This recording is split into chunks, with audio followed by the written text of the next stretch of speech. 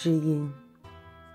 我肉众生肉，名殊体不殊。原同一种性，只为别行区。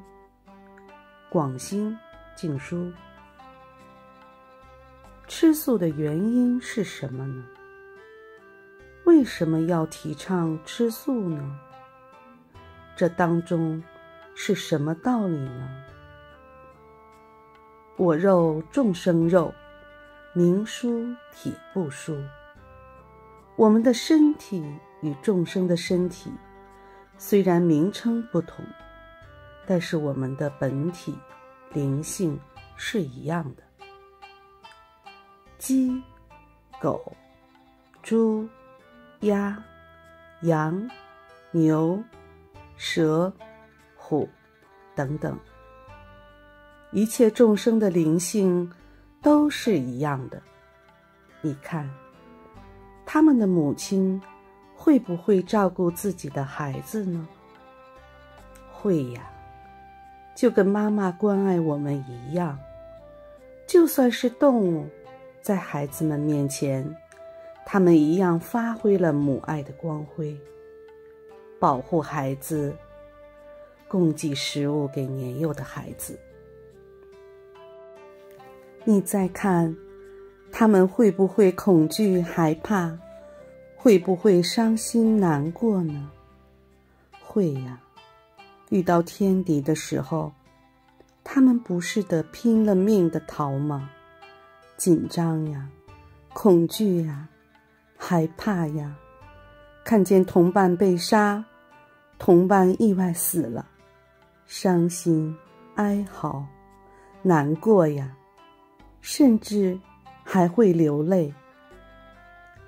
你们看看，这些动物的灵性，不是跟我们人类一样吗？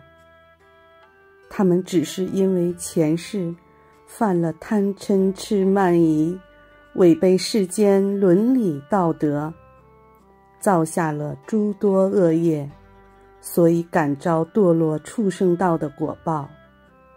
这是要来偿还前世积欠的债务。前世吃众生，这世就要被吃；前世打人，这世就要被人打；前世对人亏欠，这世就要如是偿还。因果相续，报应不爽，原同一种性，只为别行区。佛说一切众生皆有佛性，在佛性的本体面前，一切众生都是平等的。原来这些动物，这些众生，本性与我们都是同样的，只是因为每个人有不同的因果业报，而感召不同的外表。别因为知道这些动物是犯了因果而堕入畜生道，继而心中产生傲慢，认为他们应该被吃。要知道，人类若无前世积功累德，修积善业，这世还有人的皮囊可穿吗？同样的，这世为人若不好好恪守本分，奉行善法，爱护生灵，来世一样会因为因果业报的感召而失去人身。今世你吃他，来世他吃你，冤冤相报何时了？这个世间可怜就是在这个地方。你不知道，你吃的对象其实也是人来投胎转世的。尤其你不知道，盘中的这块肉，甚至是来自你过去的六亲眷属。文殊菩萨化身的寒山大师有句偈子说道：六道轮回苦，孙子取祖母，牛羊为上座，六亲锅内煮。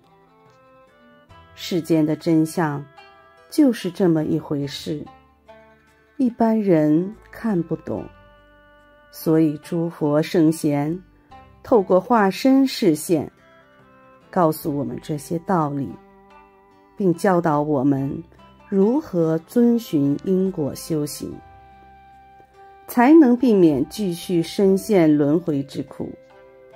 经过佛菩萨的点化，我们清醒了。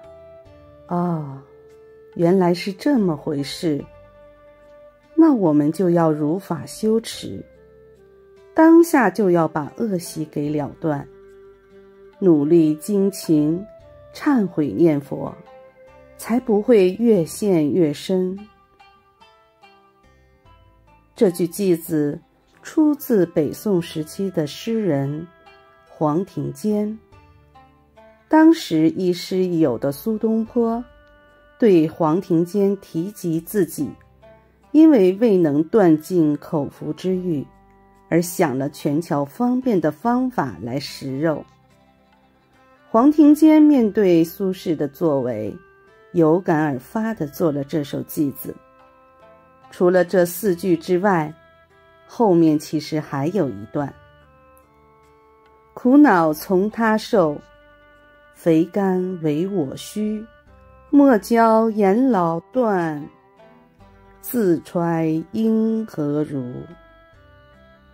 说的正是我们为了口腹之欲，得以享受肉的滋味，而让众生受尽被宰杀烹食的苦恼。就这件事上，不用等阎罗王来裁断，自己扪心自问，设身处地地想想，如果是你，该当如何处置呢？普贤行愿品曰：众生挚爱者生命，诸佛挚爱者众生。能救众生生命，则能成就诸佛心愿。愿大家都能及时醒悟，戒杀护生，尊重友情，种植善因，成就佛果。同时多念佛回向给宿世所食的众生以及所见的众生，祝大家同生安乐。南无阿弥陀佛。